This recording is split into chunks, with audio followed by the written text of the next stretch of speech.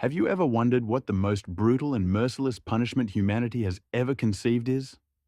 Get ready to delve into the hell of torture and cruelty, where the limits of barbarity were taken to new and horrifying heights. Today, we will reveal the dark secret of one of the most terrifying torture devices ever imagined, the Brazen Bull. Designed to turn human suffering into a macabre symphony, this infernal instrument not only killed, but did so with a grotesque display of agony. Imagine a bronze bull, its surface searing hot, with a victim slowly being roasted alive inside. But that's not all. Every agonizing scream and every lament of pain were transformed into an animalistic sound, thanks to ruthless engineering that made the torment an even more chilling experience for the spectators. While in other shows we have talked about instruments of torture and killing that could be said to be basic, claws that rip flesh, cudgels that smash bones, this particular instrument of horrifyingly inhumane torture could be said to have been cooked up by creative folks. As with just about anything we have talked about in this series, it would be unimaginable to suffer this treatment. But hey, we aren't going to say it's any worse than having your intestines chewed on by starving rats. Like that punishment though, this one was slow, making hanging or head chopping seem very merciful in comparison. This form of execution was created by the ancient Greeks. It had a few names, and it might also be called the Bronze Bull or the Sicilian Bull. But how do we know anything about it at all? One of the answers is because it was written about in something called the Bibliotheca Historica, which translates as historical library. It consists of many books written by an ancient Greek historian named Diodorus Siculus. In these books you'll find his version of the history of the world, from what went down in ancient Egypt to the leader Alexander the Great. Quite a lot of it is still intact, but some parts from the series are missing, or in fragments. In one of those books, Mr. Siculus wrote about the Brazen Bull, and this is what he said. The guy who invented it was an inventor by trade, and he was named Perilos of Athens. It's said before he built this thing, somewhere between 570 and 554 BC, he actually pitched the idea. He was what you might call a creative technologist of the past looking for some funding. He got that funding from a man named Phalaris, the tyrant of Akragas. Given his frightening title, you won't be surprised to hear that this man was said to be very cruel. In some accounts of his life, it's written that he enjoyed torture and even went as low as to eat children.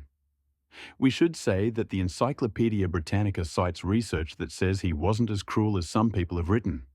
Whatever the case, it seems he commissioned the building of the Brazen Bull. So, how did one perish in the Brazen Bull? Well, it was certainly a thing conjured up by a creative yet sadistic imagination. It was said to be the same size of a bull, but shaped from bronze, with an opening where a man could enter the thing. A fire was then lit under the bull, and the man would slowly roast to death. But get this. It was made so that when the man was howling in agony, his shrieks would emanate through specially distorted pipes built into the bull, so the impression an onlooker would get was an animal bellowing in pain.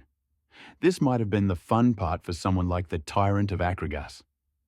The smoke would come out through holes in the bull's nose, but that nose was filled with incense since burning bodies don't smell so good. The bones that were left would then be turned into bracelets. So the story goes. When the idea was pitched by Perilos, it's said he said this to the tyrant Phalaris: "The occupant will shriek and roar in unremitting agony, and his cries will come to you through the pipes as the tenderest, most pathetic, most melodious of bellowings. Your victim will be punished, and you will enjoy the music."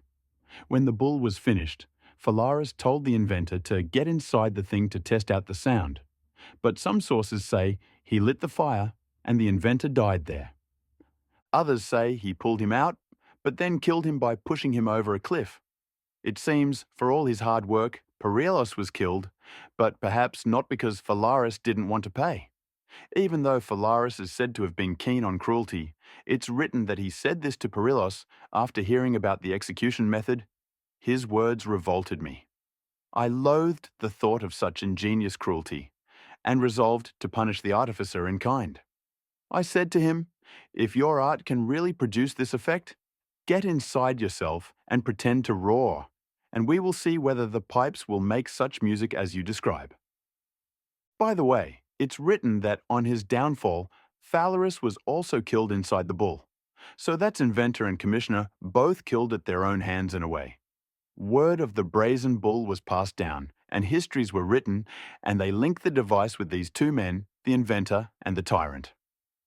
But the history of the bull doesn't stop there.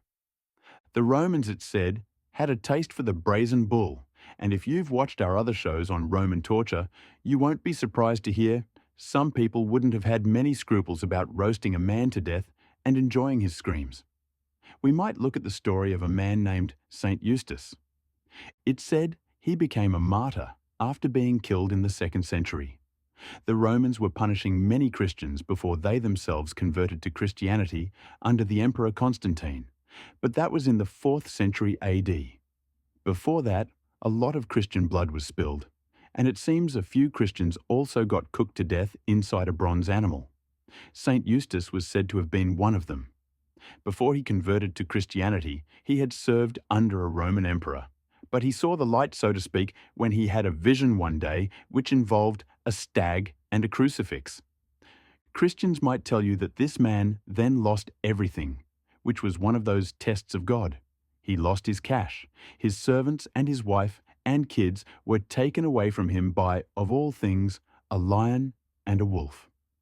Yet his faith remained strong throughout.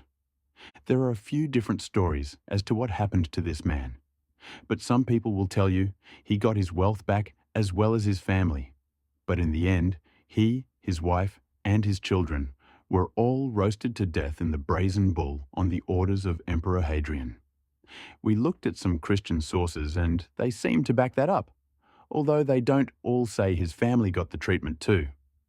We also found this piece of Christian history, written in the 1800s. It seems to suggest that when Eustace and his family got roasted, they died, but some miracles did happen. This is from that text.